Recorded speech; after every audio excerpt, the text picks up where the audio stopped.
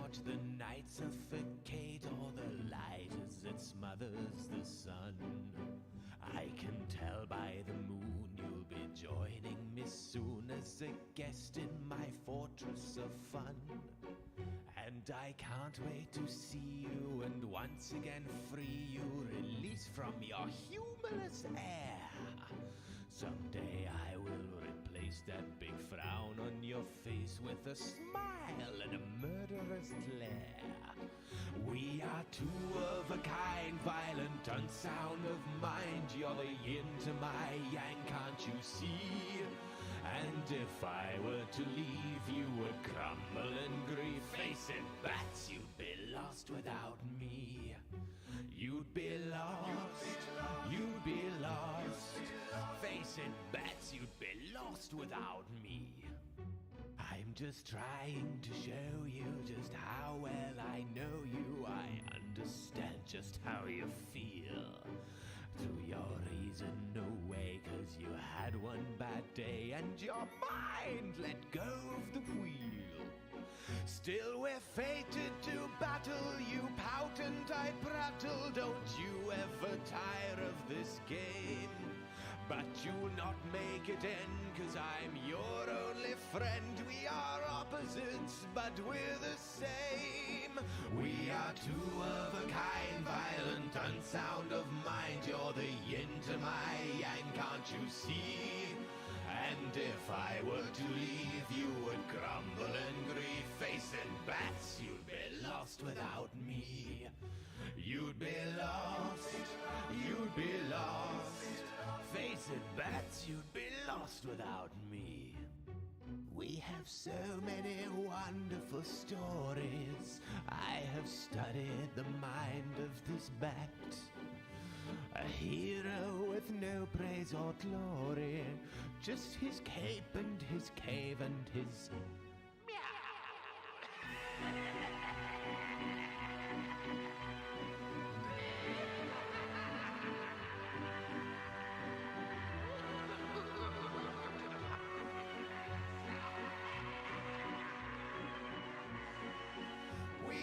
two of a kind, violent, unsound of mind. You're the yin to my yang, can't you see? And if I were to leave, you would crumble in grief. Face it, bats, you'd be lost without me. You'd be lost, you'd be lost, you'd be lost. Face it, bats, you'd be lost without me.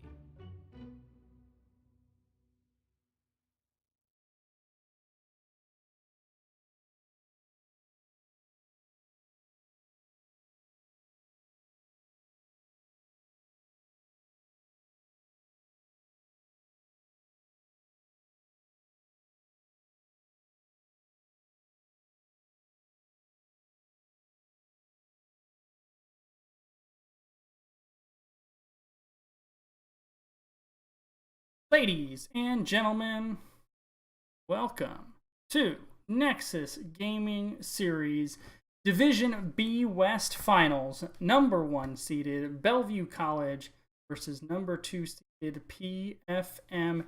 And joining me from a place it feels like he has never left, Famous. How's it going? Pretty good. I've started up drinking a little bit of coffee beforehand, so tonight I will have a lot more energy than every other week. So excited for the game. I will miss the mid-game yawns. Exactly.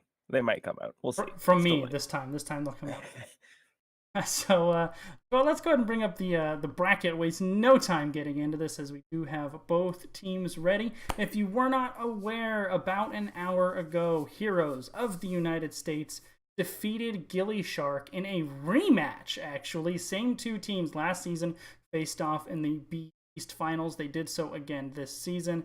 Heroes of the United States taking the 2-0, and I'm sure they will be watching this game, because the winner of our matchup tonight, next week, Division B Grand Finals, best of 5 set against Heroes of the United States. Our higher seeded team, Bellvue College, did opt for map pick in game 1, and they have taken us to Sky. An excellent map to choose to start us off, I would say.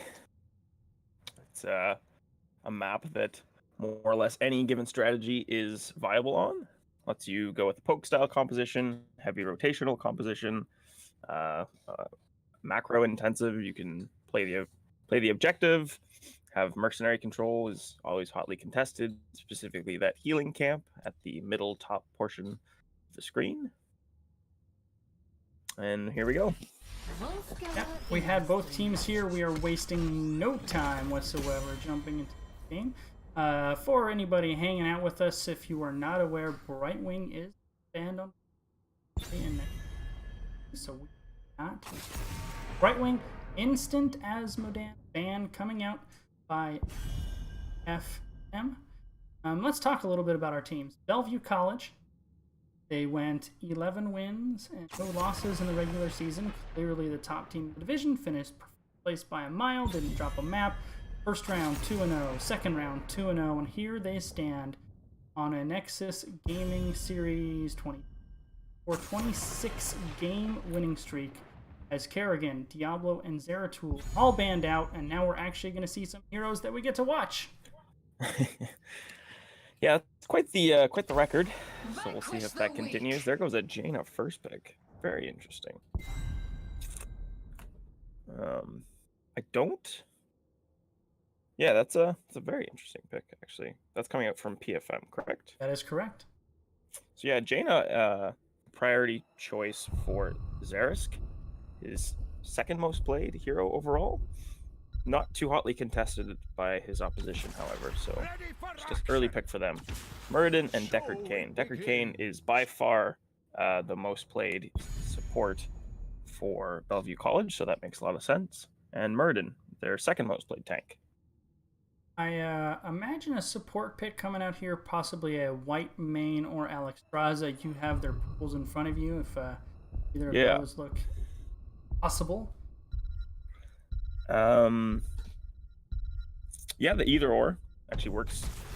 So we're gonna see that Sonya and that Thrall. So we're gonna have a triple frontline here. Solo range carry assassin with a Sonya Thrall, kind of a double upfront bruiser style coming out for PFM. That's a pretty aggressive composition they're putting together, and they're tipping their hand early as well. Yeah, with the removal of the Diablo and the pickup of the Thrall in that early portion of the draft might lean towards, I was going to say a Phoenix, but they already have both of their damage dealers with Jaina and Thrall, so never mind. They're going to need a support and a full tank. There's the ETC ban, so going to limit the potential global options of a stage dive. So we touched on Bellvue. There's not a lot to say about them. They've been dominant all season.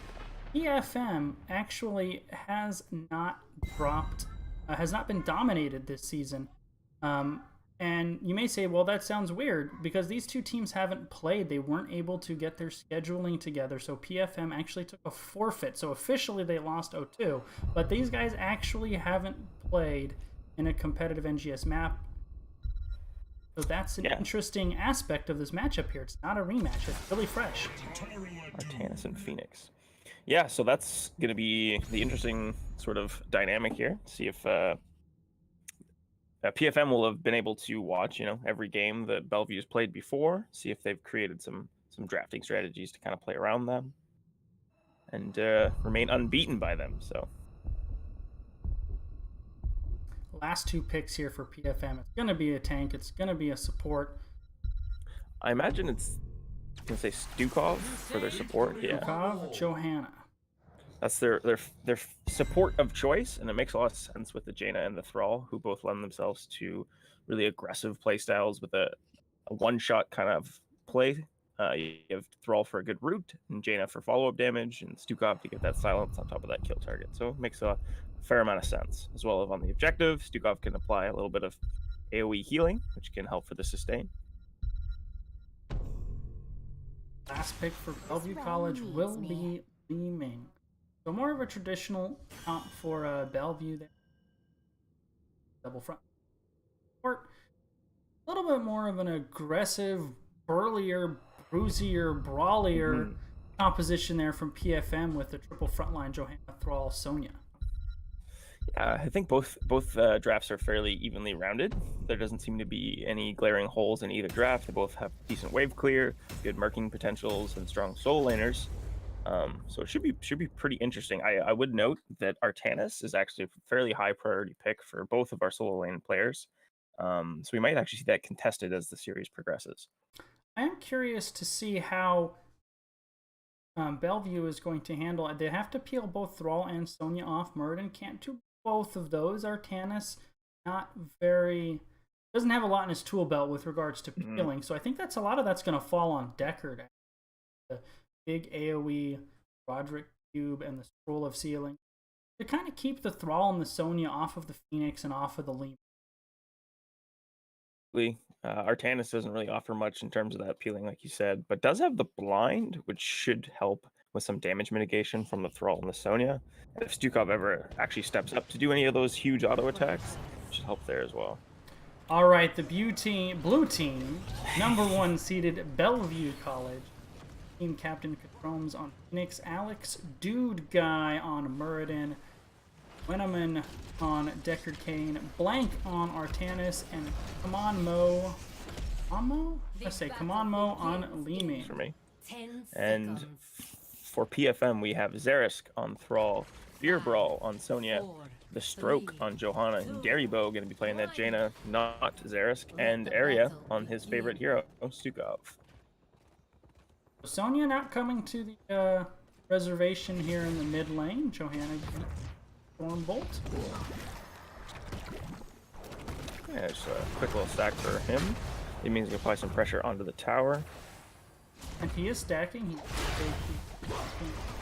quest out a little bit.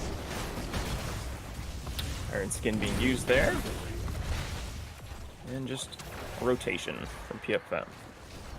They do have that Jaina, so they should be able to clear waves incredibly efficiently, especially with that Johanna. Yeah, the Jaina Johanna wave clear is going to be really nice in the 4-man. We'll try to drop on down into, like the Stroke on Johanna, he's going to dismount and kind of harass them on this rotation and really allow them to get ahead in the wave clear department. Yeah, that was really, really key. And playing on your opponent's side of the map is so key as a tank. Just disrupting rotations, like you said, might force them to lose a little bit of experience or just give you that advantage in the rotations. As you see, Li Ming is going to have to stay top after this. Yeah. Phoenix and Deckard Cain did move towards their turret camp, so Phoenix will continue that. Deckard will scout a little bit. The PFM early advantage on that 4-man rotation. They actually forced Bellvue to actually break up their own 4-man because they were falling behind and afraid of missing the soak. It's probably one of Jaina's biggest strengths, honestly, is the ability to clear waves so efficiently early in the game. It's really, I don't think there's anyone else who can really compare. Like, Gul'dan has a lot of wave clear, but it's a little bit slower. It's not that instant, just drop a blizzard and walk away type thing. But Alex Dude Guy's gonna get a good flank here. Stormbolt comes out, that's a good stun. Comes the root from Deckard Cain. Violence from Stukov will keep Daribo alive for the moment. So the mages taking a lot of damage for their positioning. And Stukov was actually anchoring in the bush, but Alex Dude Guy went through the biotic emitter camp pocket there, diving over the wall, and Stukov had no opportunity to see that rotation coming. That's one of the big strengths of Muradin, just being able to jump over terrain to get a sneaky gank on someone. It's a sign of a good Muradin player, is using the geography of the map to get good angles of attack. So very, very even in the early going. Artanis and Sonya really going at it in the bottom lane with, I would say, small advantage to Artanis right now, but very small. And they're really, really wailing on each other. Both teams have captured their turrets. Both teams are on the siege. Is it actually a siege? Yeah, I believe so. Yeah, so the most even game you could ask for at this point. Yeah, and both teams rotating to the objective at pretty much the same time. I mean, this is as close as it's going to get 3 minutes into the game. Yeah, I don't think either team's really lost any soak, so no real advantage anywhere on the map. Sonya and Artanis still dueling in the bottom lane, but Sonya will use the conveyor belt, and now 5 men here for PFN. Bellvue still poking, still hanging around the objective, but not hard contesting it. Root from Thrall, condemned from Johanna. Swap misses. Blizzard getting a lot of value, as does the lurking arm. Bellvue forced to retreat. The turret is there in the middle, and now PFM actually has taken out the turret of Bellvue and popped their own. Looking like advantage in PFM. They're going to have to, Bellvue, come in and fight under this turret if they want to contest this, at least for the time being. Huge scroll of ceiling. We've getting very low in the back line. Sonya Beer Brawl getting pretty low. Artanis falls. The lurking arm there from Stukov just crushed Artanis. He was caught in there, and he had absolutely nowhere to go. Was backbreaking with the lurking arm. The first Rock'em Sock'em robot over to PFM as well as First Blood. Yeah, showing the power of Stukov, as was alluded to in the draft. Really good kill composition. Just it's on top of a kill target. Really prevents them from being saved by his allies and saving themselves. And I've been pretty impressed with who's the Jaina player. Darabao on the Jaina, you could see why it's highly prioritized. Oh. Now started wigging out. Sorry, their observer was not working. What? You know, when you play Jaina, that Blizzard cooldown is so long. You have to get value out of it. You can't miss a Blizzard. And all of his Blizzards were really good positioning, either in the zoning or just locking somebody in and just doing a ton of damage. Well, is still alive for the moment. There's the Blizzard, but Jaina is gonna fall. Aiming does get the reset, so gonna pressure Thrall. Thrall has no mana. He's in trouble, and down he goes. So yeah, just overcommitting a little bit too much to that fountain was PFM. Yeah, they really wanted that fountain. They did get it. So, I mean, maybe it pays dividends in the second objective phase here, but right now they paid a pretty high price for it. Yeah, they're going to lose this support camp as well. So, a item advantage will go over to Bellvue College. And a slight experience advantage as well, which I'm a little confused about, honestly. Artanis split soak, which helped, but Sonya matched him, so those kills were worth a lot. I mean, that experience difference really not very much. Although now it was because of the Merc. I actually just happened to be looking at the XP bar when they got that turret, and it was a nice little jumping experience. Turret camp. Yeah, so I guess most of the chunk of that experience differential must have came from the support camp. Yeah, the support camp and the extra kill. Yeah. Also, though, in the first objective, Artanis did hang out in the bottom lane a little bit longer than Sonya did. Probably an extra wave there, I would guess. Okay. Either way, that would explain about a quarter level difference. Makes sense. You do have Wave of Force from Li Ming and Purification Shell from Phoenix. Still waiting on the other three choices. Actually going to be Purifier Beam from the Artanis. Kind of an odd choice, but we'll does go Avatar. I was wondering he was holding it if we were going to get Haymaker, Playmaker. Artanis might be caught out, though. Hard rotation coming down. He does use the turret, so nice job there not to lose the turret in the meantime. Does not allow... It didn't allow PFM to steal it. That'll be up in time for the next objective. It's a big win, and they still had Sundering if it looked like he was going to get away, so he was pretty dead to rights. That was a nice, crisp, strong rotation. Phoenix actually caught out slightly a little too. He had to teleport his way to safety. With this PFN comp, if you get caught too far forward, Thunder. Didn't want to commit that hard to it. Wanted to save that Thunder. But, alright, fair enough. 17 seconds for our next objective. Experience has pretty much evened up now. Dead even in experience. Both teams have either lost or used their turret, so only the biotic emitter advantage for Bellvue College. Sonya will be a little bit late to this objective, so first little bit of percentage should go over to Bellvue. I was wondering if she was going to hang out, actually swap on the Thrall. There comes the master, the shoves coming out from Stukov. Keep him alive. Jaina very far forward. A very scattered kind of brawl type fight here. Johanna getting in the middle. A huge Sunder catches 3. PFM now just arriving as Thrall and Jaina had to tap. So there's no well. Yeah, no well. That is true. It's like they will get the first bit of percentage then, result of that early well destruction. Now, no heroics online for PFM right now. Bellvue has all of them minus the beam from Artanis and the biotic emitter as well. So heroic and item advantage to Bellvue College. Artanis now rotating up, and we'll have another 5-on-5, Famous. Yeah, it might be worth a retreat from PFM here. I agree. That's a huge swap on Stukov. He's going to fall shortly. There's a trade leaving for Stukov. Phoenix very low, forced away, but Jaina falls on the other side. Murden, he's going to fall here momentarily. Sonya should be the next to fall. She's going to whirlwind through. Artanis able to finish the kill. This water elemental doing a lot of work, but not enough. That was brutal, an absolute bloodbath, 3-2 in favor of Bellvue College, but PFM showing no hesitation, willing to go toe-to-toe, and in my opinion, they haven't looked overmatched by any stretch in the team fights. No, not at all.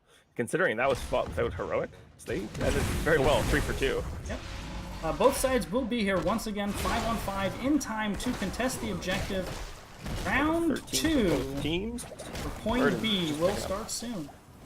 Bronzebeard Rage actually from Murden. No healing static. Don't see that one too much. No. That is a different one for sure. Now watch this time. Watch this Sonya. She is getting in on the backside. That was our concern. They have no way of keeping away. Phoenix goes down. Murden's still in trouble, but so is Jaina. She can't really chase through that laser. Ooh, they're gonna trade out. I don't think she was necessarily needed to finish that kill. The water elemental and I believe that was Sonya would have been enough. Yeah, I think that was actually a nice play by Murden. He kind of realized he was probably toast, so you just turned around, stand and fight, see if you can take that Jaina down with you, and he was able to do so. Now here is the protector for PFM, who's going to take themselves a nice lead in this game. Opting for the top fort from the looks of it. And I think they'll probably be able to finish it off in its entirety, especially with members of Bellvue just now spawning and arriving here for the defense.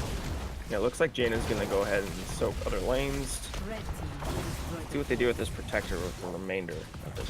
About a minute left. So I saw Famous in both of those team fights. My concern with Bellevue's comp against the Thrall, Sonya in particular, Murden doesn't really have the tools, nor does Artanis, and Murden hadn't seemed really preoccupied with peeling, to be honest. Watch Sonya on these flanks in these team fights. She is getting free access to the back line. And that last team fight, Jaina just rode on Sonya's coattails in there and got a ton of damage and just basically insta-give the Phoenix. Yeah, definitely a huge problem for them is that pressure onto the backline. Should be interesting to see how they adapt to that. They do have Stay a While and Listen as a peeling tool, and the rest of the Deckard's hit, but we'll see if they're able to use that to greater effect. Murden getting very low. There's the Thunder. Not going to connect with any damage from the Protector, however. Stukov getting rooted. He's going to be in a lot of trouble. There's a big swap. Li Ming trying to finish. Does not get the reset, but Artanis goes down. Goes down. Li Ming also very low. Stukov's got to be careful. A nice condemn from Johanna. Going to pull back Murden as he tries to dwarf toss away. If we've said this before, casting you the Famous, you have a Li Ming on your team and you're not getting the resets, you're not going to win the team fights. She's so dependent on her trait to get those resets and fling out the damage and turn an early kill into a snowball of a team fight win.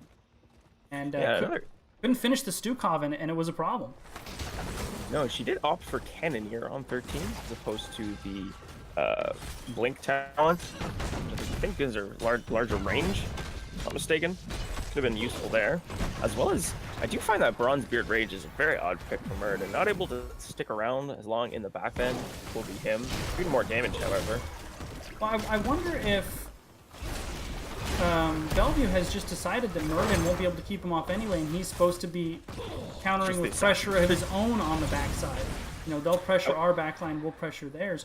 Because I'm thinking, with healing static and triple melee, he can get a lot of value out of it. Yeah. If the idea is to assassinate someone in the backline, I would have thought Thunderstrike Yeah. was a good choice. Totally. For that burst damage.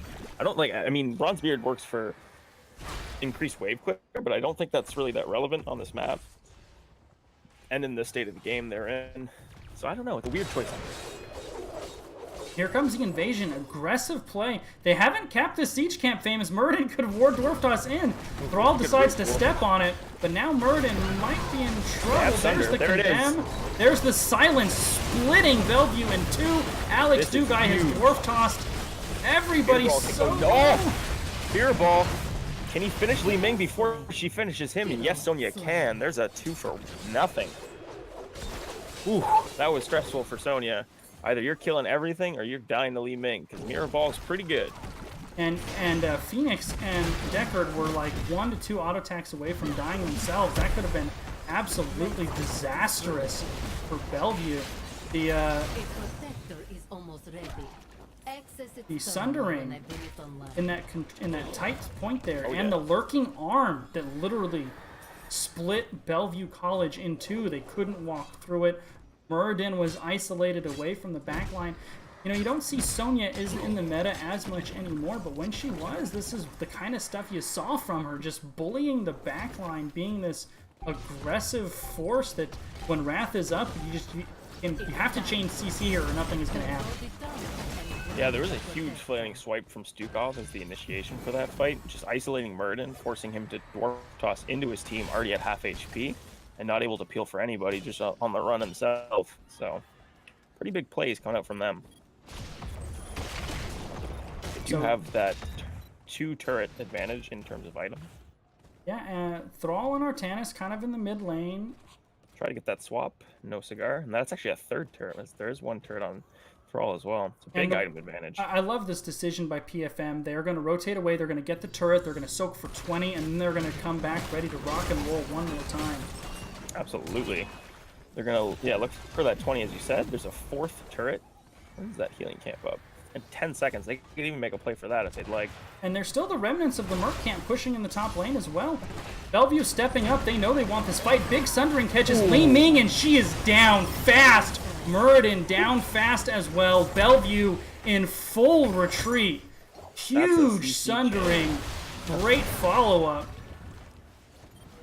This is pretty good game 1 from PFM, just looking dominant. I mean, that was a clinic. Jaina was so fast and decisive in her follow-up. Li Ming had absolutely no chance.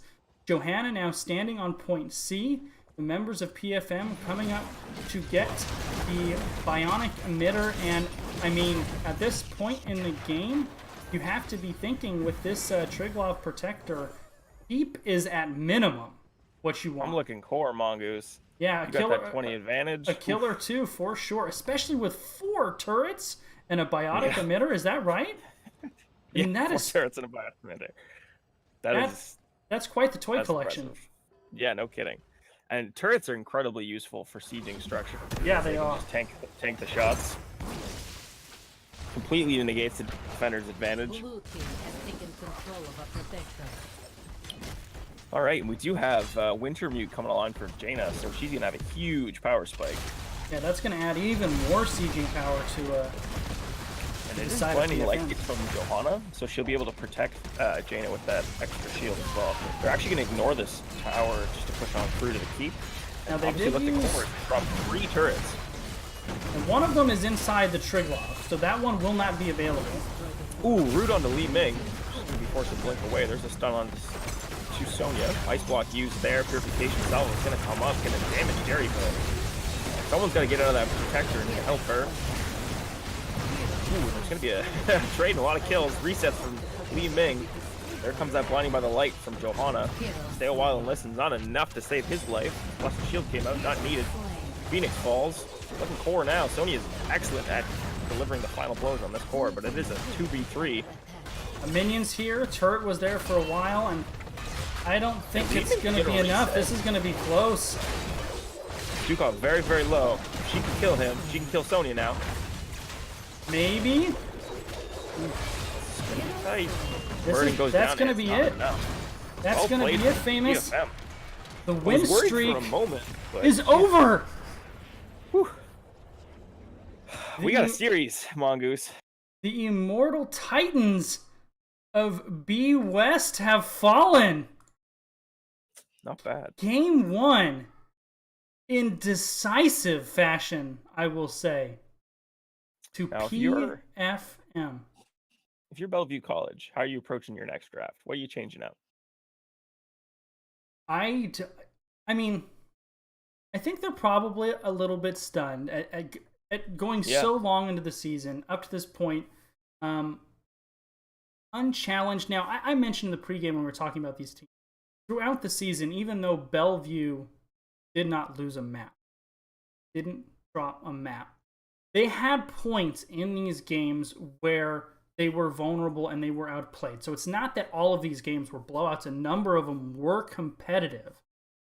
And PFM, I think, was very clearly the second best team in the division, and we haven't seen them play. So, Probably a little shook right now, or at least I would be.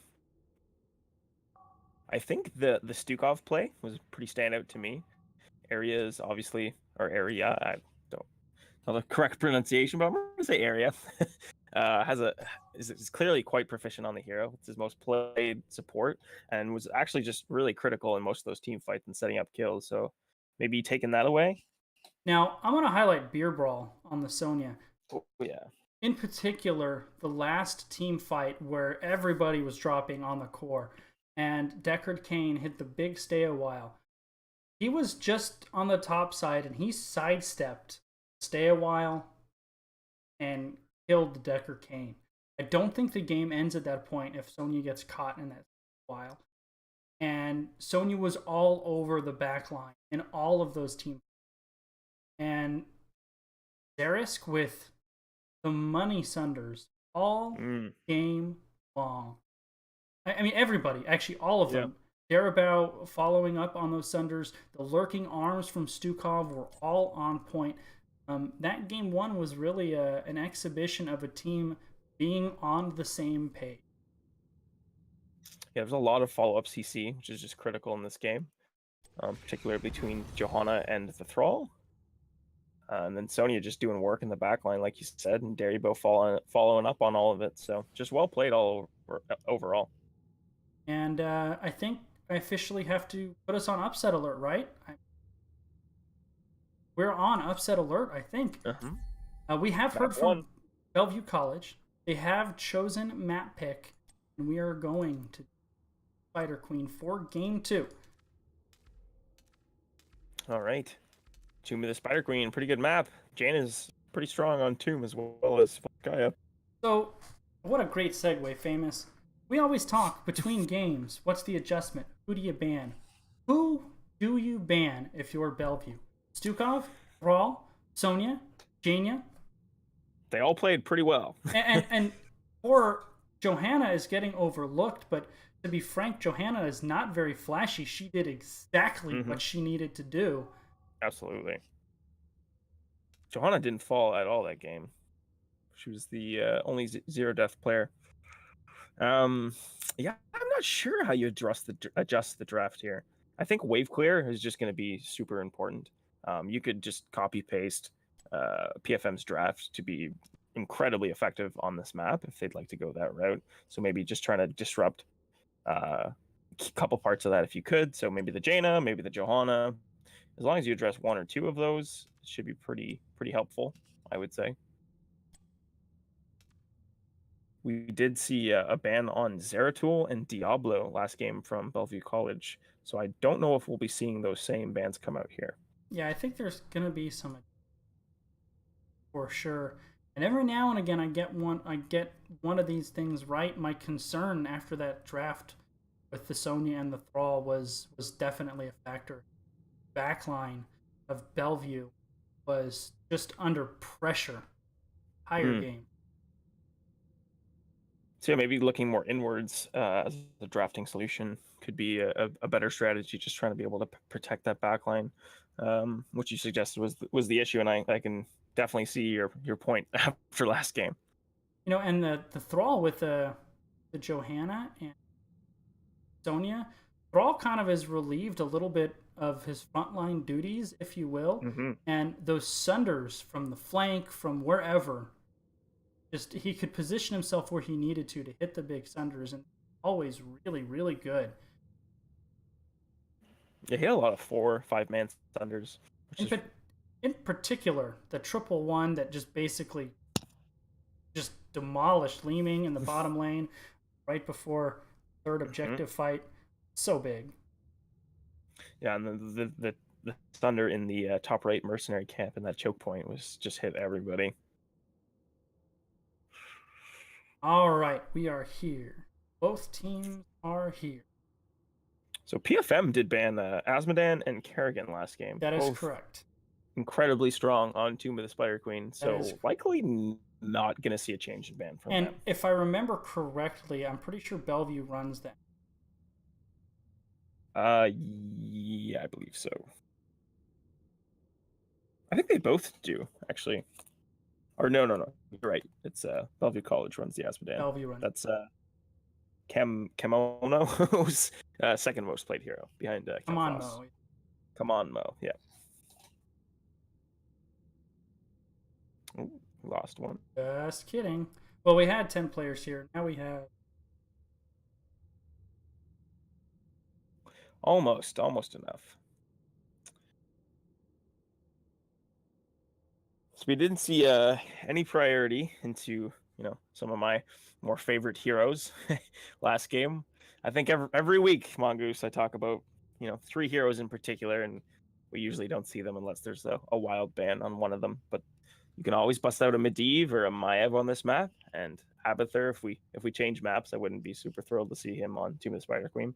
But the 3 of them really change the way the game's played, and I think are incredibly powerful picks, regardless of where you pick them up in a draft. Yeah, there are certain heroes that just kind of fundamentally change how the game is played, and I don't think any more so than Medivh.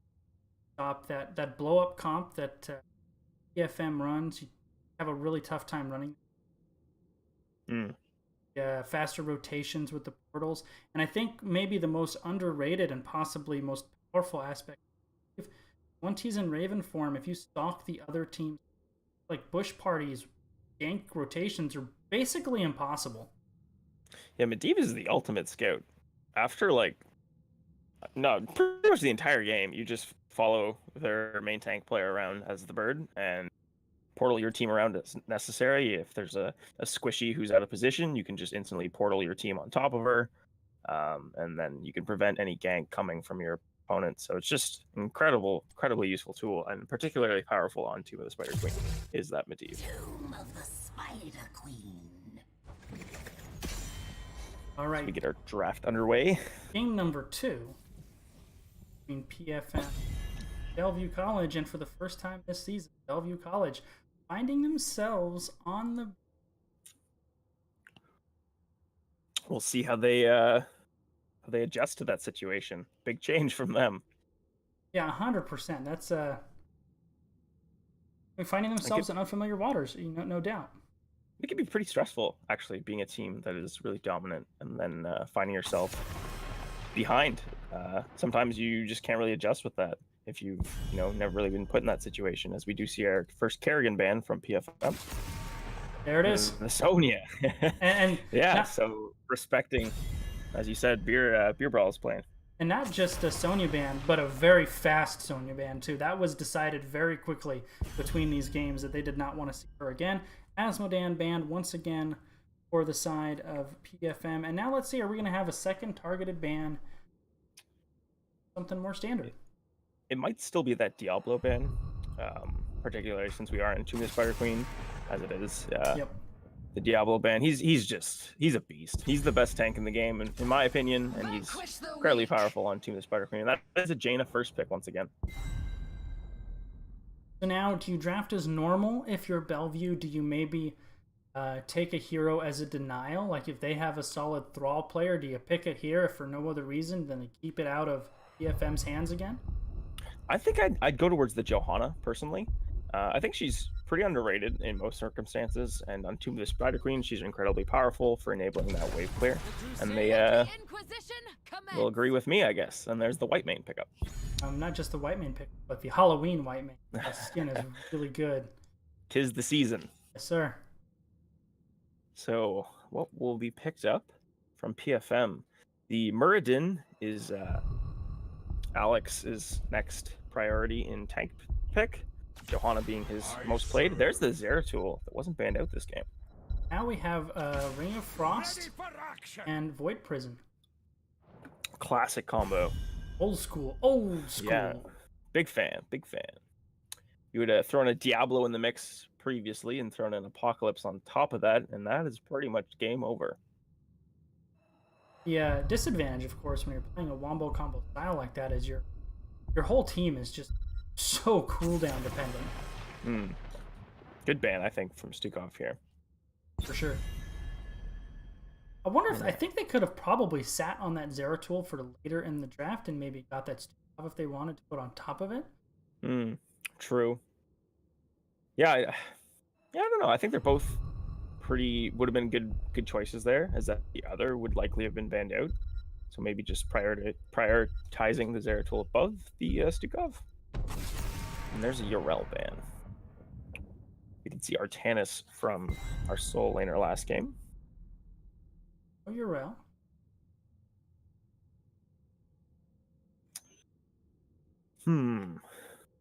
Is Bellvue just going to go standard again? And I take away some of the impact heroes and thinking they can rebound from maybe a game that they felt they didn't play their best on? Or are we going to see something weird? I was going to say, I imagine a Kel'Thas pickup for them, but no, it will be a Mephisto Thrall. So taking a page out of PFM's book, going with that triple front line, kind of very brawly, aggressive style, and PFM going to be doing the same with the double tank and another melee assassin in Zeratul, and for support they choose to round this out. If this wasn't Tomb of the Spider Queen, I would almost suspect an Abathur here, but no, it can't be. Nope. Decker can't. So it begins. Yeah, Abathur enabling all 4 of the previously selected heroes. So the last pick actually can go either way between a solo laner and additional damages. Thrall can kind of flex over to that. I assume some kind of range. Not sure. Phoenix still on the board if you want to go Earthquake Phoenix. No. Oh yeah, that'd be an excellent choice, I think. Junkrat for the wave clear. Interesting. So, Famous, I don't think we've actually casted a Mephisto game, nor have we really thought about him too much, because ever since he's come out, actually in the games that I've casted, hadn't really popped up too much. I have casted him, I think, once, and he looked really strong in the early game. It was actually a Q build Mephisto, which was really interesting. Able to do a lot of poke damage, but as the game progressed, he wasn't able to finish off kills, and team fights really started to swing the other way. So his post level 10 was the kind of turnaround. And looking at the Zeratul on the other side, PFM is going to be scaling super hard. Post 16, their team fight is insane. So it'll be interesting to see if the early game will go to Bellvue and the late game will be PFM. And the other thing to talk about with Zeratul, with all of the Vorpal Blade and the whatever, Mephisto does the thing where he teleports in and he hangs around for 2.5 seconds and he teleports out. If he has Vorpal, he being Zeratul, has Vorpal Blade on him, he can chase him if he's low and finish that kill off as well. Absolutely. It's actually pretty interesting. The two of them have very similar play styles. You kind of just teleport into your opponent, do some damage to the back line, and then blink right back out. All right, so PFM hot off the upset in game 1. Zerisk on Zeratul, the stroke on Muradin. Araya? I'm going to say Araya. Okay. Darabao back on Jaina, and a beer brawl from Sonya to Arthas. So we'll have Ketromes playing that Mephisto. Alex Dude Guy on Johanna, Blank on Thrall, Kamono on Junkrat, Weenamon on White Main, and that's it. That's Bellvue College. Looking to stay in the series and their playoff hopes alive. Looking to be crowned that West Coast champ. Good mind there from Junkrat will bump Zeratul into the back line. Yeah, with the Zeratul coming out from PFM, I think if you're those guys, you're just basically saying keep it even to 16, keep it even to 16, and then we're gonna put this away. They do have excellent wave clear from both sides, so it's gonna be an interesting matchup between the two four-mans. And Murden is bumped in. I say Thrall could actually have a little bit of a hard time into Arthas as well with the blanking on his prop. We do this every week. Every week there's one. It'll come to me. But Arthas is E. Thrall stepping into that, the attack speed reduction, give him a hard time. Freezing Tempest. Freezing Tempest? Frozen Tempest. I think. Frozen Tempest, yeah. Mephisto doing a lot of work on his back line. Daribo getting pretty low. The stroke forced to dwarf toss on out of there. Will third win back up to health, or second win. Didn't go with the talent. Perfect Storm. Gonna be stacking those Q bolts.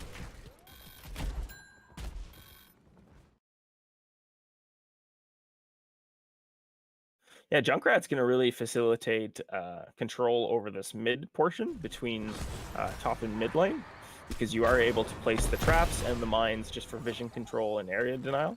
So actually really powerful early game use of Junkrat on Tomb of the Spider Queen.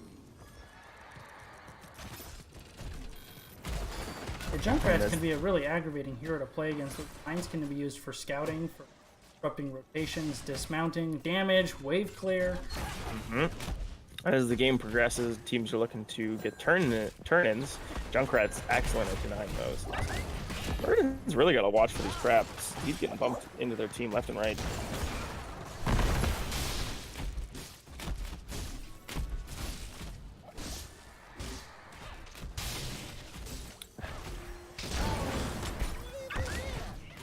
Arthas still waiting for his level 4 talent. Did pick up a Rhyme to start with, so pretty typical blast. I've been kind of watching Blank in the minimap. I think with the Zeratul and Arthas, he just is not stepping out. He has refused to step far out of his gate. Been playing very conservative in the bottom lane, just making sure he gets the soak and clears the wave, and no chance of a wild Zeratul appearing. I think that's definitely the way to play the map for that Thrall player. Junkrat dismounting Zeratul. Good use of the poke there.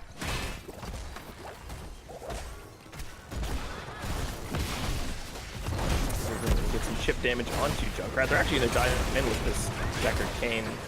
That's a huge bump onto Zeratul, who is blink away. Very low, will escape. But that right there is one of the early examples of the difference between an early and a late game Zeratul. In a late game situation, Junkrat is EEAD dead. Absolutely. He does so much damage once 16 comes online.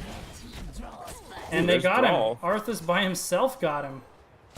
Mephisto will be able to pick up those gems. Nice Not job. able to finish the kill. Yeah, nice job by Beerwall stepping into the ring instead of toward it. Making sure he didn't eat unnecessary damage. And a first blood going over to PFM. Yeah, it's one of the things I've noticed playing against a lot of Mephisto. Particularly just playing a lot of Hanzo. Usually they think you're going to retreat if they step up onto you with that blink into their Lightning Nova. But as you saw Arthas do right there, you just walk right up to their face. And then you can actually just out-trade their attempt at trading with you. It's not really doing any damage outside of their abilities. So both of these teams, Famous, have turn-in. PFM has actually been slowly turning them in over the course of this early game and already has 44 gems turned in, so they're very close. They just... Actually, Zera only needs one more, and he can slip away and turn in first Web Weavers. He's going to get 5 on the bottom here for free. Yeah, Daribo attempting to turn up on top. Junkrat will have the interrupt there. Good damage onto Mephisto. But Johanna with the peels will keep him alive. And there's our first red Web Weaver. Join the red ones in. So just like game 1, the early game, close as can be. It was right about level 10 to 12 or so that PFM started to take control in game 1. Let's see how this game progresses in game 2. Mephisto getting some good damage out there. Stroke forced toss away. I'm going to point out the level 7 talent choice for Arthas is actually Immortal Coil. An interesting talent choice. Usually you do see the activatable armor of Icebound Fortitude, 25 armor and reducing CC, but you're going to allude to a little bit of extra healing and damage. Maybe with him facilitating more of a bruiser role, he thinks the durability not quite as important, the damage more so. Yeah, the CC mitigation I find pretty useful. Yeah, so big. For Arthas, but to really get onto their backline. Most of these Bellvue are getting cleared up pretty effectively. Top will lose top wall, but that's pretty much it. On the rest of the map, he did lose 1 tower mid, so pretty good defense actually. And despite the structural damage and the early turn-in, PFM is not ahead in XP, really. I mean, a little bit, but not really. Yeah. Particularly since the tower XP is still available for Bellvue. Ooh, that's an aggressive wormhole from Zeratul. Should be alright. So pretty clean game all around, only 1 combined death, almost 7 minutes into the game. Now these teams are going to start brawling for turn-in.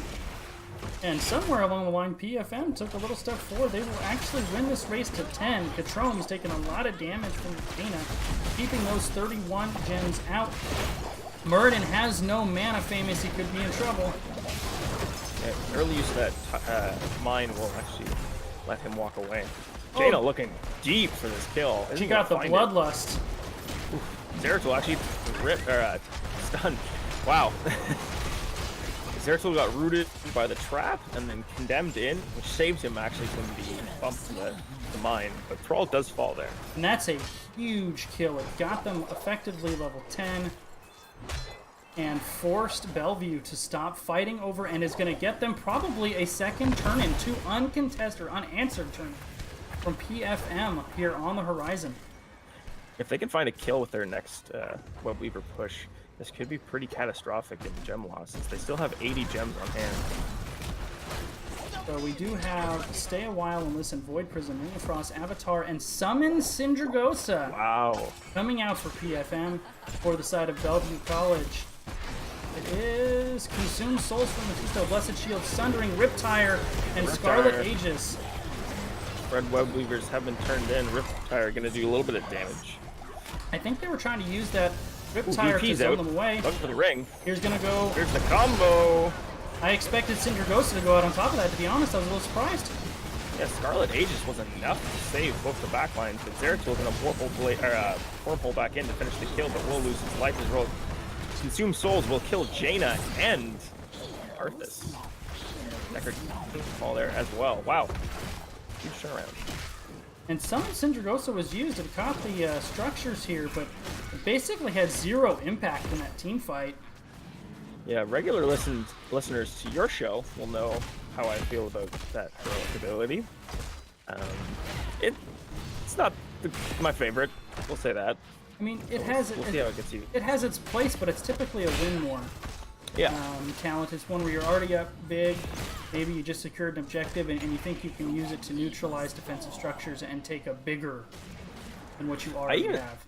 I still feel in those situations that it's viable to choose Summon Syndragosa. However, I think it's a big risk because I think Army of the Dead just enables Arthas to do what he does so well. Just walk into your enemy team and deal damage for free. Blow everything up. Yeah, he doesn't have half of his health effect. So it was a nice VP, and Ring just not able to finish the job on top of that, and they were very close. Bellvue College able to turn it around and get the 4-for-1. Whitemane able to keep both herself and Mephisto alive there with that Scarlet Aegis was just clutch. Now Arthas split pushing in the bottom while PFM goaltends here. Blue does finally get the turn-in with Johanna sneaking the turn-in in the bottom lane. See how much damage they can do with their turn-in. Still no forts down on either side. Yeah, and you know that's a little bit of a concern if you already have Webweaver turn-ins and you have as little structural damage as PFM does. I know the second one was a result of them dying right at the beginning and they weren't able to push those out. It was a free defense, basically. An early level 13 picked up now for Bellvue College. Gonna be pushing mid lane. Zeratul gonna clean up that top Webweaver. Junkrat Arthas is gonna contest over that bottom one. Nice Stormbolt from the stroke there. That's Webweaver going down to about half. Jaina does have excellent anti-sieging. His opponent's pretty huge here. Looks like they won't be able to get a fort with this first turn in. No, top Webweaver's cleared out. Bottom or mid Webweaver's cleared out. Arthas Bottom. gonna have to back out here. Oh, Arthas could be in trouble. There are minions to tank this, and down he goes. Just staying out there just a little bit too long. He felt a little bit too safe under his own structures, but with minions there for Bellvue, didn't really have to worry about that fort, and first fort destruction of the game at the hands of Bellvue College. Giving them a nice little XP lead, but almost a full level. Can help them get to level 16, as they do have enough gems to get the next turn in as well. And they're gonna, I mean, this is free. If they think that they're turning in here, they could get second turn in very easily, and it looks like it's gonna happen. Back-to-back turn-ins for Bellvue College. PFM opting to take the mid lane bruiser camp instead of goaltending. Yeah, I like the choice of taking the night camp, as Arthas was still just coming back online. However, I would like to see them hold it a little bit longer, and just capture it right about now. Yeah, because it was basically just, not basically, it was actually... Yeah. Defending underneath your fort is a lot more effective.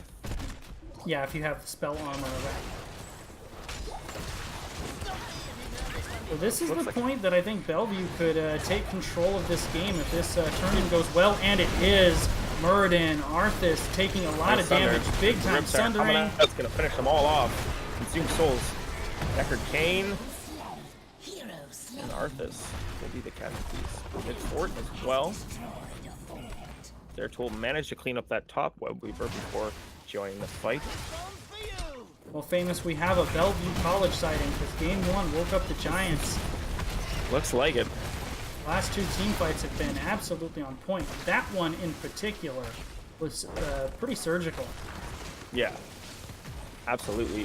Thrall hit a really excellent two-man route there. Wow, Muradin being super aggressive with that dwarf toss will manage to scare away the rest of Bellvue College. They're going to save their keeps for... And now Bellevue's, because they got to go boss. There's three showing bottom. They have 16-14 advantage. Are they going to go for boss, or are they just going to take out the structure? Just going to go for the top fort, and Zeratul's dead. I was going to say, I don't think they can contest, go for boss with Zeratul being a threat with that Void Prism. They can. With Zeratul dead, they definitely can. And they have turn-in. This could literally be back-to-back-to-back turn-ins.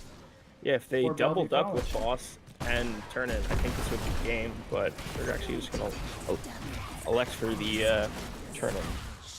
And PFM is in trouble. Absolutely. They haven't been able to get that combo going. The Void Prism Ring of Frost only used once so far. Level 16 advantage now achieved for Bellvue. Getting pretty close to that level 20, actually. Very close. Full 2-level talent tier advantage. Already pushing on this mid-keep, even without the Webweavers that are just now arriving. Yeah, Spread Volley will be the choice for Junkrat, and his damage outpush just increased dramatically.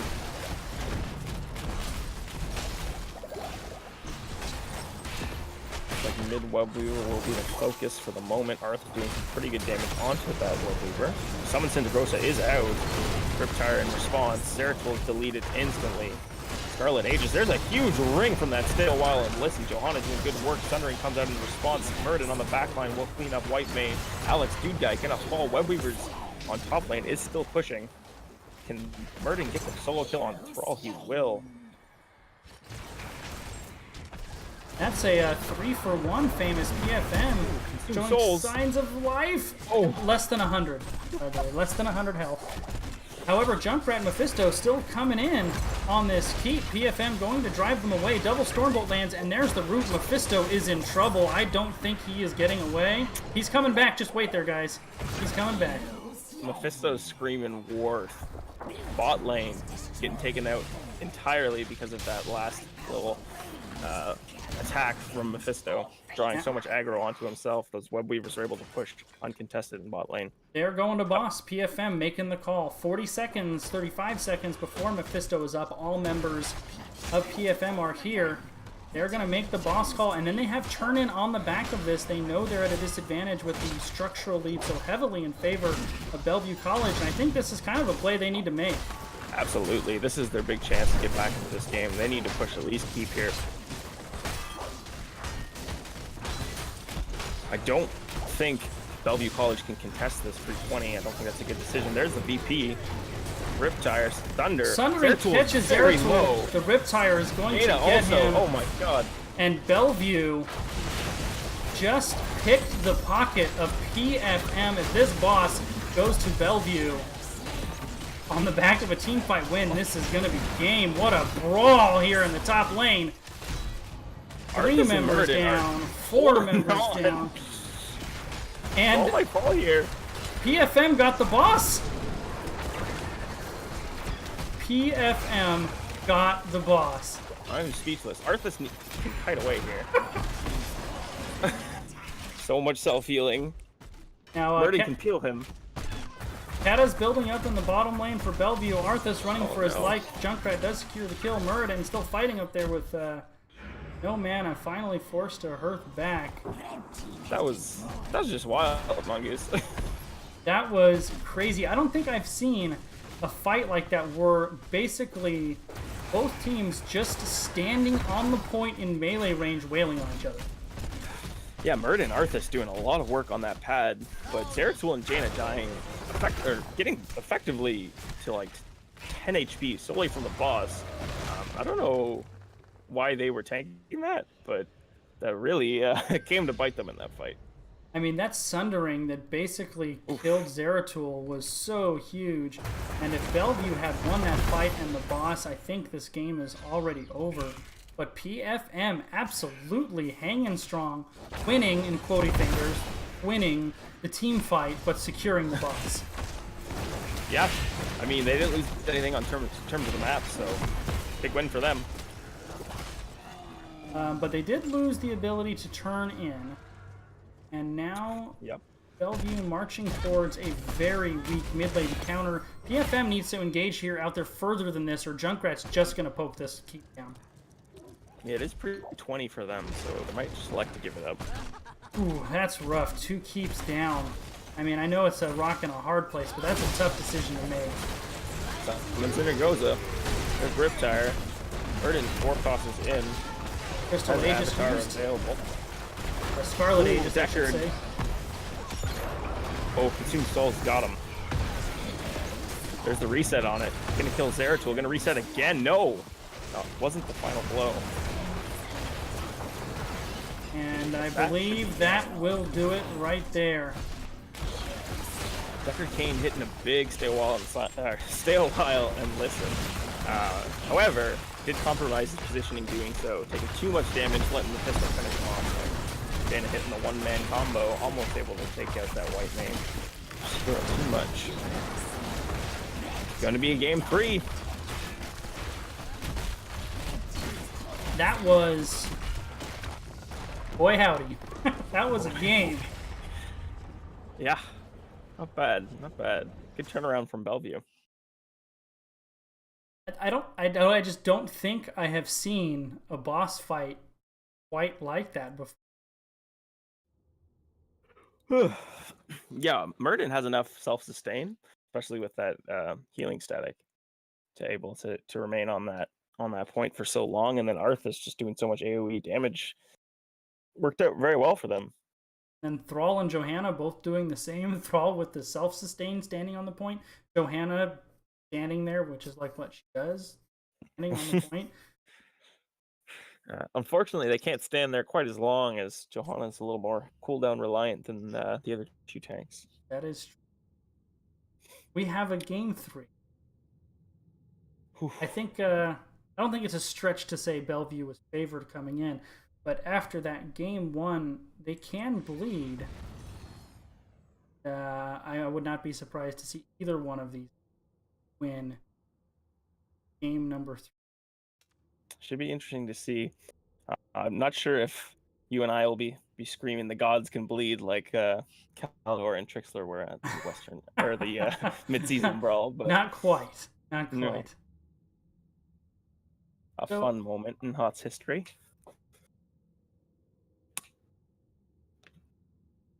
So it looks like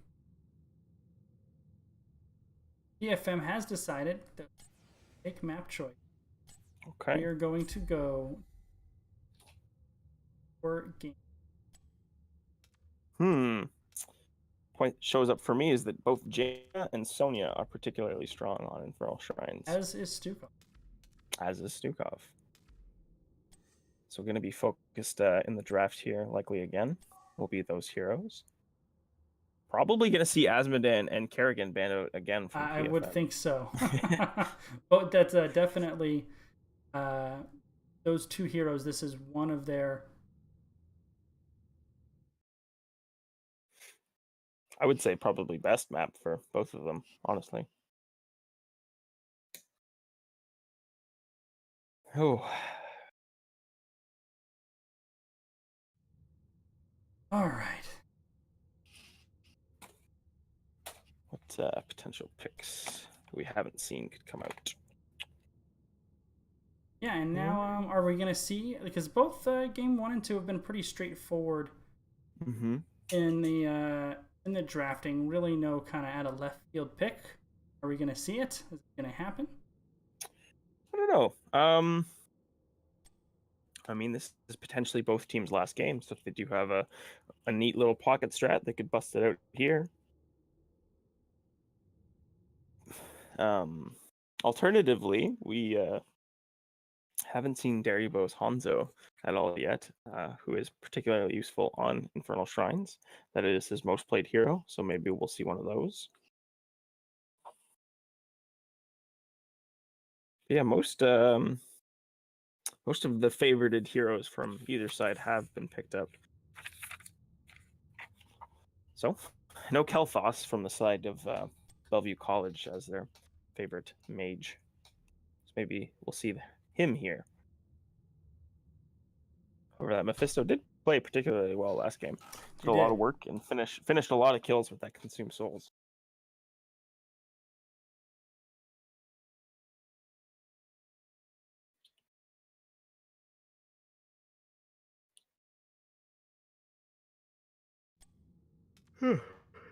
Oh, and there's the yawn. Thanks, Hector. I appreciate it. I'll point out for potentially the last time, Medivh, Abathur. Yeah, Still sure. good? Infernal Shrines, guys. I cut out there. Infernal Shrines 4 game 3 choice of PFM. We do have both teams ready to go, starting any moment. I think I must have cut out there, but back now. Apparently, I've been intermittently cutting out. Aggravating. Okay.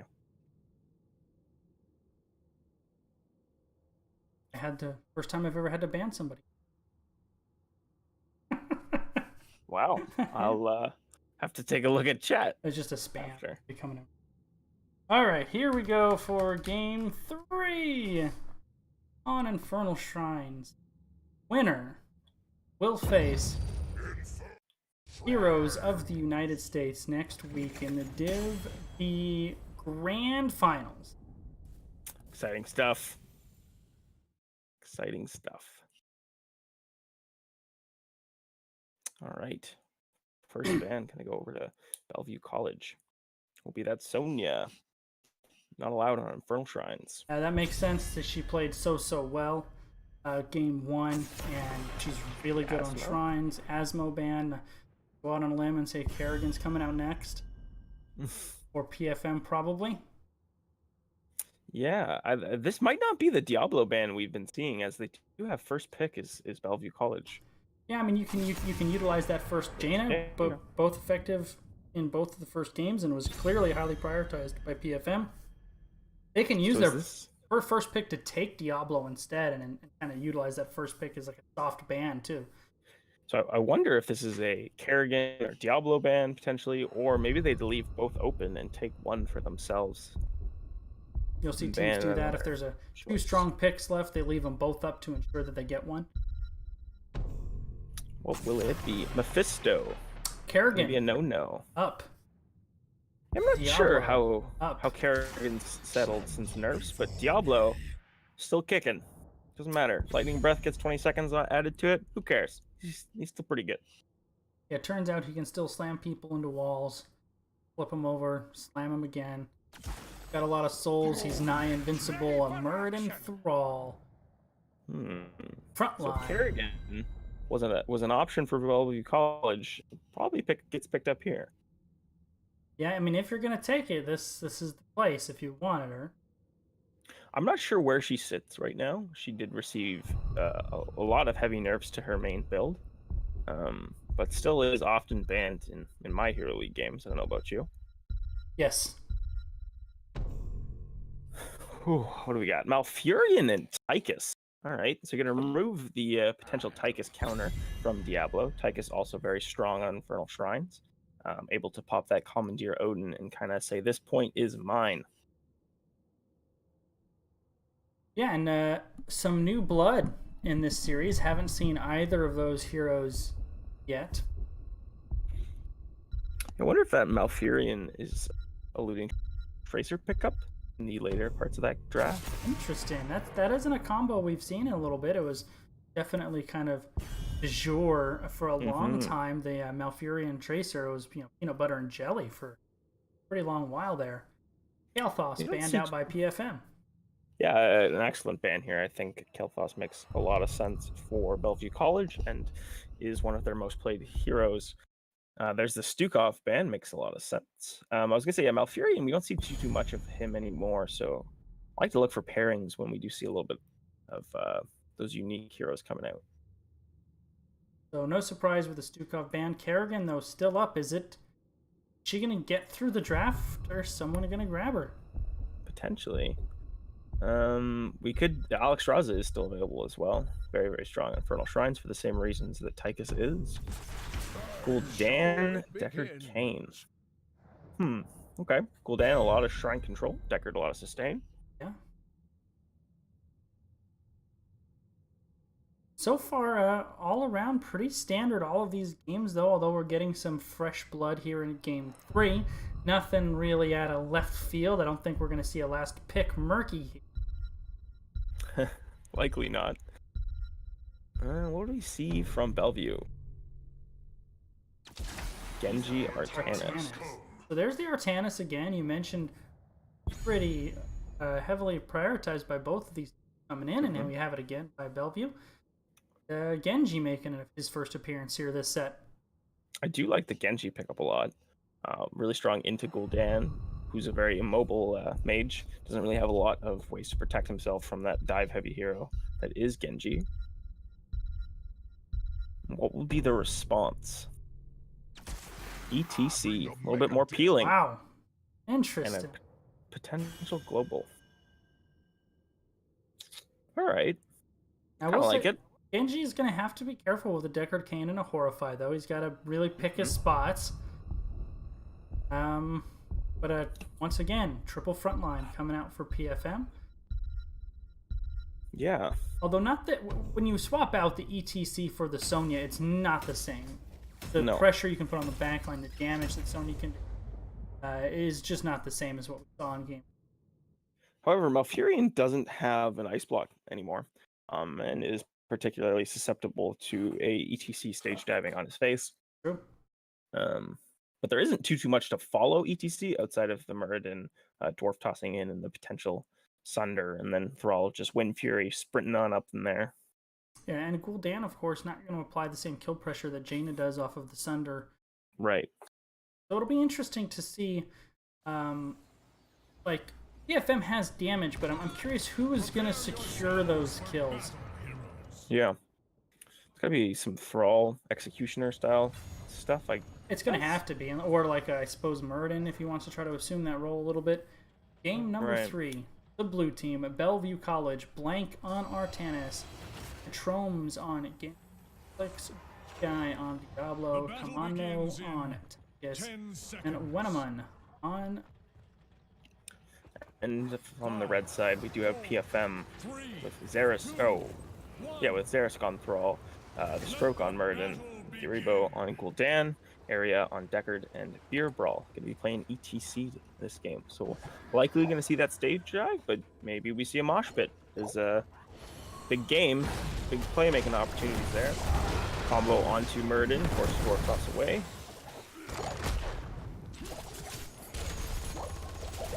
I think probably this 4-man rotational advantage is going to be in favor of PFM with the Gul'dan. Xerisk had to take the long way out as there was a Lawn and a Diablo waiting for him the short way. Stroke might pay the price though. Didn't use that Dwarf Toss to get in there to save Xerisk, compromising his own position, but Diablo taken away. Gets rooted out there, chunked down. Gul'dan already 52 seconds into the game, 7 stacks on the corruption build there. So Beer Brawl actually going to be matched by Tychus. Genji kind of lurking around looking for some pressure onto that ETC. I mean, ETC really shouldn't be under any gank threat, but he just can't clear. Yeah, he's going to get... I would have liked to see Tychus just stop damaging the minions there.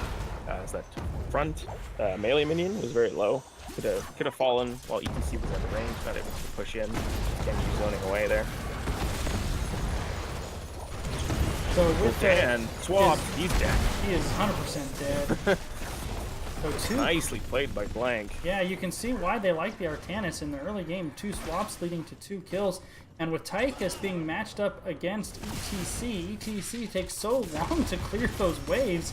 Tychus was able to rotate down, assist in the kill, have a sandwich, take a nap, and still get back up in time to pick up all that soak, while Bellvue stealing the siege camp out from under PFM.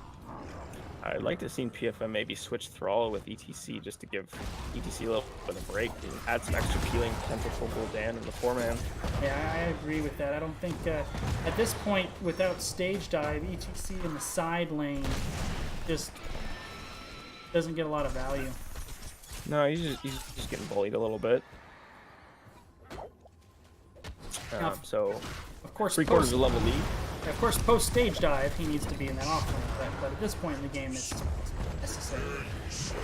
Yeah, didn't go for Echo Pedal on level 4, so gonna have less of that wave clear potential, more burst damage. I will say Echo Pedal definitely not what it used to be, or the changes they made to it.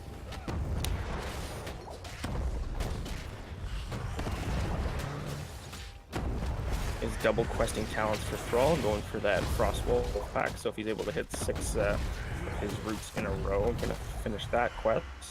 But if he misses any, gotta start back at 0. So both sides taking the top cruiser camps. Bellvue also securing the mid-siege camp. Thrall trying to run away, swap just missed. Yeah, ETC gonna get the clear on top and been able to move down to the mid. Murden just jumping right, just over top of Diablo there. And this is a little bit of a concern that I have with PFM's comp is where's the damage gonna come from? Look at the health bars on Bellvue. It just doesn't, or on Bellvue, it doesn't seem like they're under threat. Murden jumps in, ETC with an aggressive slide. There's the big root onto Tychus. He's getting low, but so is ETC. They finish him off. Thrall getting very low as well. Gonna get cleaned up by Genji, who has a reset on this Swift Strike. Goes through ETC, flipped over. He should fall momentarily. The Shaman camp is getting, a huge swap from Arthas. Combo from Diablo, finished by the roots. Genji looking to clean up Murden, not going to be able to get that kill. Shaman camp is cleared up by the towers on top. Big win from Bellvue College. Blank playing out of his mind. He's like a sniper with those swaps.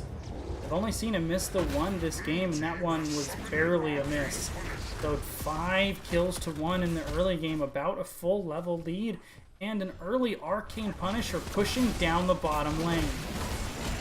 Yeah, if they can open up this side wall, Diablo can get in there and do some havoc. Artanis likely going to look for another swap shortly. Forced to use his dash just to avoid the brute.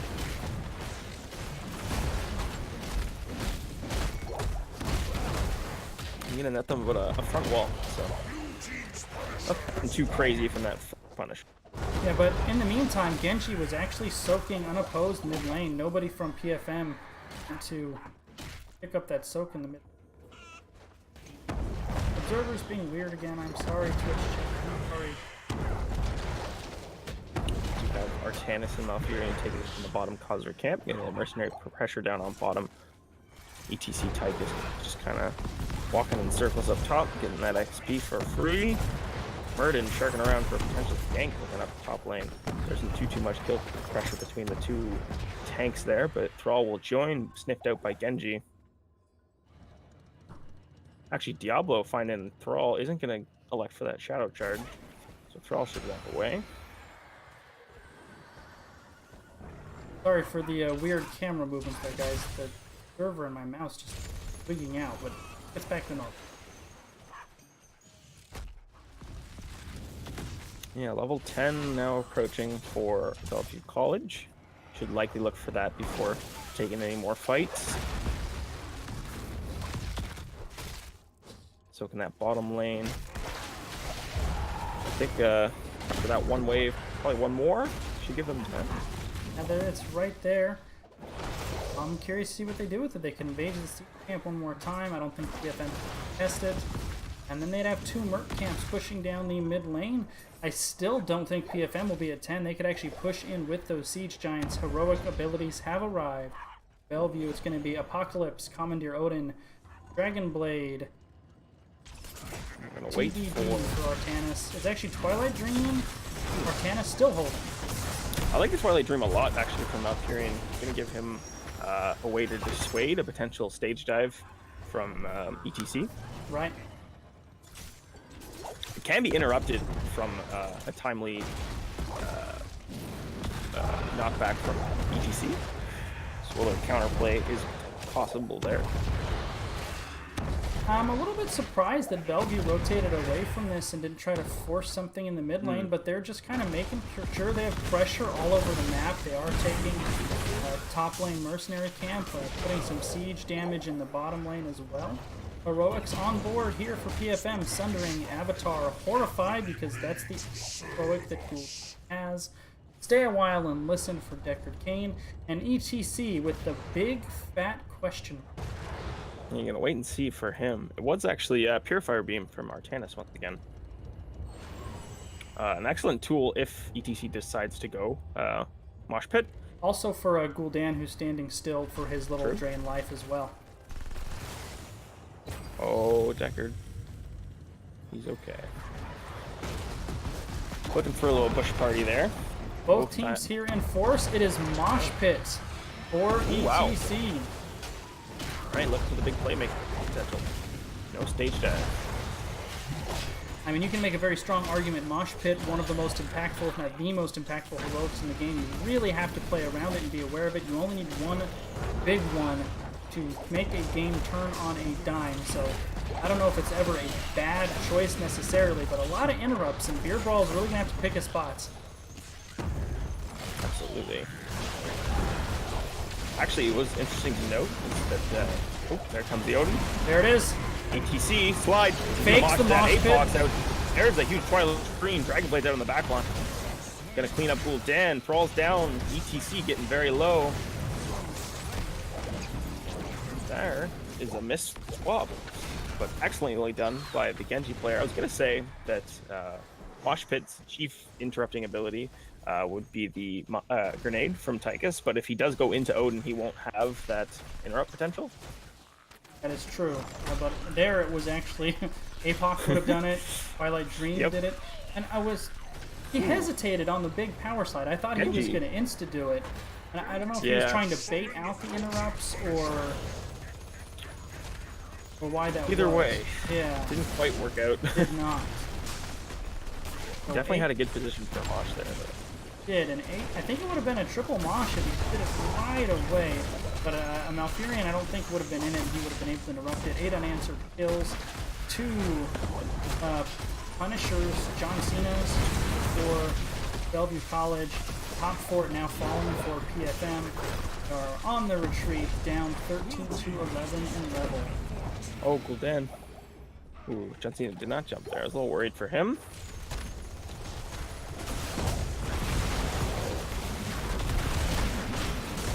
Front wall taking a lot of damage.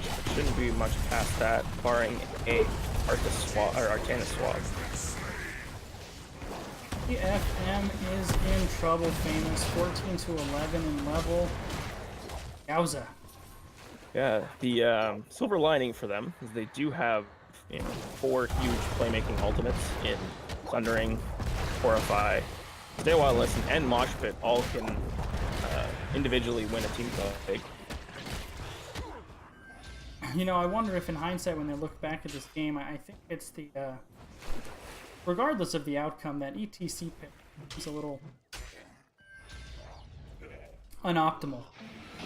Yeah. Yeah. We'll see. I think there's a little some logic in having an additional layer to protect Gul'dan, but ETC and Murden so far have spent more of their time being the aggressors than the peelers. Yeah, and I think, I mean, maybe a variant, taunt variant to keep Genjo in check. Variant's higher damage than ETC as well. So that I would have liked a Blaze maybe as well. Sure, yeah. But I mean, a point-and-click taunt really forces Genji to minus B's and Q's. For sure. Commandeer Odin will be used to confirm this fort, or try and confirm this fort. Gul'dan wave clear is helping the defense. Artana's looking for a swap. And an amateur opponent on Artanis just shredded that fort. Artanis will fall. PFM fighting back. Tychus is going to go down too. 2 unanswered kills in the defense here. Fort still stands for the time being. They didn't catch Genji, and Mosh Pit's still up. I wonder why not just a one-man Mosh on the Genji secure that kill there too. Yeah, to pull the trigger there for sure. They're going to lose both mid and bottom fort from the mercenary pressure. Fury very far out. Could have been a potential kill there. They could look at Diablo now as well. This is a 5-man gang, or 4-man gang. And Diablo's in trouble. Scroll of Ceiling is there. APOC used defensively. I don't think it's going to matter. Genji is going to clean up Gul'dan. Diablo does not go down. Can find Thrall. Swift Strike in a moment. Is healed up. Now Genji's in a lot of trouble. Has a Swift Strike out. ETC, no slide. He's pushed in by Diablo. He's going to take a lot of damage. He's probably dead. Nope. Knockback will be enough. Genji going to pursue once again. I think there was a point when they were trying to get that Diablo there for, I think, about 2 or 3 seconds. There were no minions under the fort. I think that made the difference. Yeah, Genji playing very well on top of Gul'dan doing a lot of damage there. It's pretty impactful as well. We still haven't seen that Mosh Pit used. An early skull advantage going to be going over to Bellvue College. And 16 to 14, I actually think this is going to be a free mortar punisher for Bellvue College. Yeah, we do see Thrall backing, so that will be the call. Going to push bottom for the looks of it. We'll just get some experience and rotate mid. And there's no mercenary camps famous here. Well, actually, one just came up.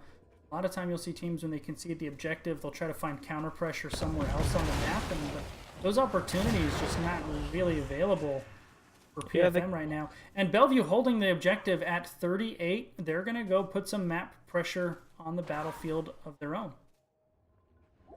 Yeah, this is an excellent choice from them. They can now rotate to both other mercenary camps if they so choose. Looks like Genji will just finish the Immortal.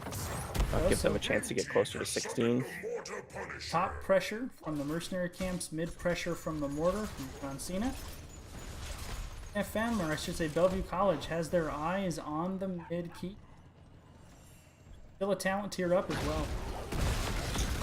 Here comes the bait from Murden. See how much damage they can get done to this before the wall falls. Echo Corruption is online for Gul'dan, so it's going to help out with the damage. This keep taking a lot of damage. Beer Brawl's Beer Brawl's hovering around the flanks looking for that mosh pit, I think, but so far no opportunity there. So first keep down for Bellvue College. Gonna move now to the Causer camps, as PFM will have to clear that top push, as well as get 16s. And then if you're Bellvue College, you just wait and hide for 20. I mean, pretty much. You have no reason to do anything else, right? Yeah. See how they play it. There is a little bit of XP in that top fort available for PFM. Yeah, I don't know if they're going to be able to step that far forward, though, with 3 merc camps elsewhere on the map. I was going to say, maybe hold capturing the Shaman camp to clear the other mercenaries first, then push with that Shaman camp. So, we Bellvue, still see going in the posturing bottom from lane. Bellvue. They're going to be targeting this outer wall. I don't like this. I don't see any reason for them to give them a fight. They almost agree with you, but not really. They're kind of hanging out. They got double Causer camps and double catapults now approaching 4. I mean, I guess you can kind of hold them here in posture, knowing they have to leave at some point, and then you get structure damage bottom. Yeah, Golden's gonna have to peel off here and clear this. ETC is dead. There's the Sunder, not enough to save ETC. Sunder and Still Glorified. haven't seen that mosh pit. This is gonna be another keep. There's a swap on Muradin. He's in big trouble. Avatar is forced to pop. There comes Stay a While and Listen, gonna provide some peeling so Muradin can walk away, but he's not so sure. He wants to. Thrall getting flipped in. He's very low. Genji with the Swift Strike will clear him up. Dragon Blade's out. Swift Strike. This is gonna be it, Famous. Oh, if they kill Genji, they might be able to hold on here. Nah, Kata's in the mid lane here already. Nice swap. That should do it. Core at 60% and falling. Rip. GG, well played.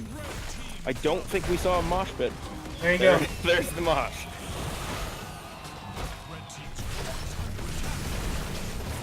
So we will see Bellvue College going on to face POTUS in the grand finals of Division B. Yeah,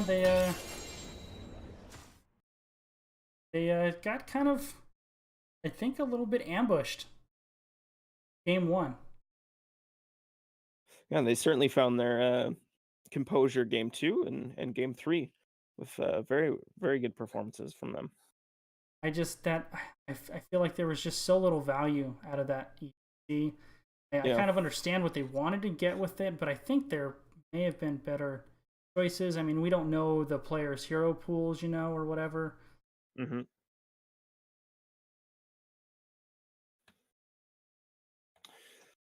Whew. I think there was a better hero in available for them to accomplish what they wanted to out of that ETC. I think the ETC would have made a little bit more sense as a global hero, just to give them a little bit of macro advantage. But yeah, in the team fighting style that they chose, I don't know how well he fits in that situation. I mean, he only had 8,000 damage on the game. ETC is not a high damage hero, but you need to make up for that somewhere. Yeah. I just don't think they had the comp for it. And then combine that with falling behind, it just really magnified the problem even more. Bigger problem, though, was Bellvue College is really good. that could be a bit of a problem, yeah. Strong competition. So we'll see how they match up against HOTUS. Let's go ahead and see if we get one of those guys.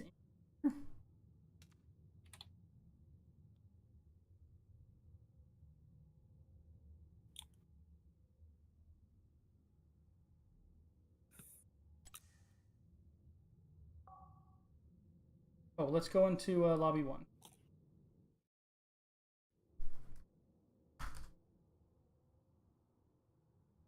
So we will have Catromes, Bellvue College, joining us shortly.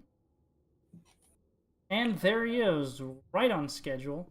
Congratulations, Catromes, on the Div B West Championship. You guys get to face Heroes of the United States in the grand finals next week. How you feeling? Pretty pretty good, a little bit shaky. We dropped our first game there. Yeah, and they were really strong in that first game. Let's go straight to there since you opened it up. What were the comms like in that game as it was unfolding? What was happening there, and what was the talk amongst the squad after that? You know, dropping your first map of the season like that. So we dropped our first map, and afterwards we came to the conclusion that our draft was not strong. We had a couple mistakes in some team fights, and because we didn't go in there with the better team comp, we were behind and couldn't make up that difference because they played that very well, and so they didn't make a mistake to let us get back into the game, and so we slowly got choked out of it. I'm sure you saw the draft adjustments there. We did not feel like we dealt with Sonya very well at all. Sonya was all over our backline. I played a pretty bad Phoenix game there. I didn't feel like I had an impact, so we had to adjust. Yeah, that was actually gonna be my first question, was addressing the Sonya. That was clearly a really big hero for PFM, and the removal of that, I think, was pretty heads up from you guys. Yeah, when you guys go watch this replay, you'll see us highlighting that a lot. Said it right after the draft. I was wondering how that was going to happen. I didn't think you guys had the tools to deal with her. And as soon as those team fights started, man, she just got on the back line, and you guys were just under pressure the whole game. And you know, Artanis and Muradin just didn't really have the tools to properly deal with that. Yeah, we went in knowing that they would have high priority on Sonya, just from prior research, and we thought we had an answer for game one, and then we kind of took it in stride. It's no shame in saying that, yeah, we got rolled by that game one, so we adjusted our draft to compensate for that. Right on. Second question from me. Game 2, you guys was pretty close early. You guys kind of took the lead, had a pick off. PFM goes and makes the boss call. You guys opt to contest it. A huge, like, semi-blind Sundering catches the Zeratul. Riptire finishes him off. And then the absolutely craziest brawl over a boss that I think I've ever casted. Basically everybody on both teams just standing on that point, wailing on each other. What was that like in the moment? What were you guys yelling at each other? How did that go down? Yeah, that was pretty crazy because we walked up and our first comms were give it and poke, and then we poked them so good that we decided, okay, we'll commit if need be, and then as everything kind of unfolded, it was just like chaotic. Okay, go in, people yelling out their abilities, people yelling out who to go for, stuff like that. Obviously, I was dead, I believe. I think I pressured the mid keep, stayed behind, so I came late. So I was just watching that unfold, and yeah. So generally, we kind of share shot calling abilities, and then we come to a final consensus. And I tried to not interfere in that, but it was kind of pandemonium in our comms too.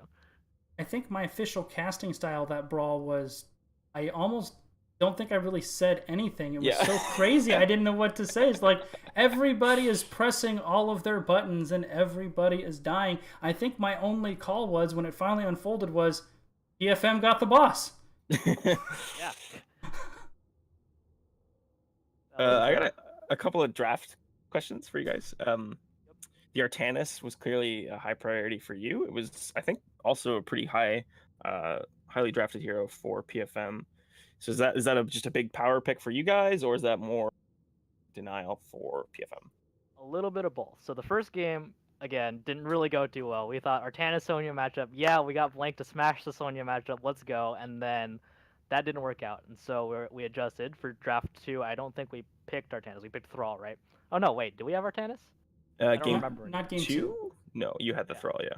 Yeah, so game 2 we kind of adjusted. In game 3 it was just kind of like a comfort pick, blind, and we knew that they also liked picking it too, so it was just kind of like a win-win. We had other things we could have gone for, but we liked the Artanis to take it away from them as well. Very nice. And then the other thing was the Jaina, clearly a really high priority PFM. Was that sort of a shocker, or did you guys know that coming in that was going to be a big priority for them? We knew that some of their assassin picks that they had high priority on was Hanzo and Jaina. Obviously, we didn't really see Hanzo this set, but we knew that Jaina was going to be one of the characters that I call like high contesting between both teams. So it's not like Jaina is, of course, a very good character, but it's not like she's top tier first pick or ban. It's just, the only problem with it is that we both like playing it a lot. and so it's highly contested. So they got first pick on it. They obviously wanted it a lot, and then in the third game where we banned it, we were planning on Zeratul bans for a lot of the set, but we thought we adapted to it well enough in game 2 to let it through, Right. and we decided to take Jaina away instead. Yeah, it makes a lot of sense considering they picked up Jaina for pick both games before that. Mhm. Thought that was a good adaptation. And then my last question was, how do you feel about Stoke? You ran him in game 2. I haven't seen too much. We were talking about that previously. I've only casted him once, and he didn't look too strong before. But you seem to play him pretty well. So me and Cam and Mo, we both play Mephisto, so it's a flex pick for us. So we can kind of take it if it's we want a mage, and then we can decide, okay, if we need something else, then we can share it. So that's kind of just a nice benefit for us. And then it works really well in the 5-man brawly clump up kind of thing if you know how to play it pretty well. And it has the nice finishing power. So game 1, we identified the Sonya issues, we identified some consistent damage issues, and the fact that we couldn't finish anyone. So we got rid of Sonya, and then Mephisto helped out with consistent damage, and then that ult to finish people off. Nice. Last question from me. Next week, I don't know, did you watch the finals before you played? Because you could have. Yes, I did watch a little bit of it. I skipped around a little bit because I missed the start, and so I could just watch the past broadcast, so I skipped around. So for those who don't know, for the second season in a row, Heroes of the United States got to play Gilly Shark. Finals, Heroes of the United States picked up the win. Do you guys have the chance to play them or scrim them or watch them? What are you looking forward to in the only best of 5 series that we offer here? We haven't done any scrims with NGS teams, and obviously we didn't play them this because they're East, so we have no idea how they play besides watching their games, and we haven't watched a lot of them. We've been just kind of look at the next opponent, don't look further ahead. So there's research to do there, but I have just caught a couple glimpses of games just off of kind of tuning in. Right on. A lot of homework for you guys then. Yep. Well, good luck next week for one, and any shout outs on your way out the door? I will shout out PFM for taking that first game off of us. You got me a little bit scared after that first game where it was like the we dropped the game here, let's adjust kind of thing. That was a really solid match by them. All right, man. Well, congratulations again. Good luck next week. Yeah, I'll see you around. For sure. Take care. All right, Famous. Before we throw it over, Swing Time currently has a Div C matchup going between Arrogant Nephilim and Tickle Me Tassadar. Any shoutouts for you? As always, shout out to you. Always a pleasure to come on the Mongoose Show. Shout out to NGS as a whole. Shout out to Twitch chat, and shout out to both the teams. If anyone wants to get a hold of me, you can hit me up in a PM in Discord or at famous_hots on Twitter. And thanks for hanging out, guys. It was a great Twitch chat tonight. A lot of familiar faces in there. Good to see. Twitch, Twitter, YouTube, all of those things. Find them on my Twitch page. And don't go anywhere. We are going to throw you over to time for Div C playoffs. Tickle Me Tassadar and Arrogant Nephilim. So be sure to hang out for that. Take care, guys.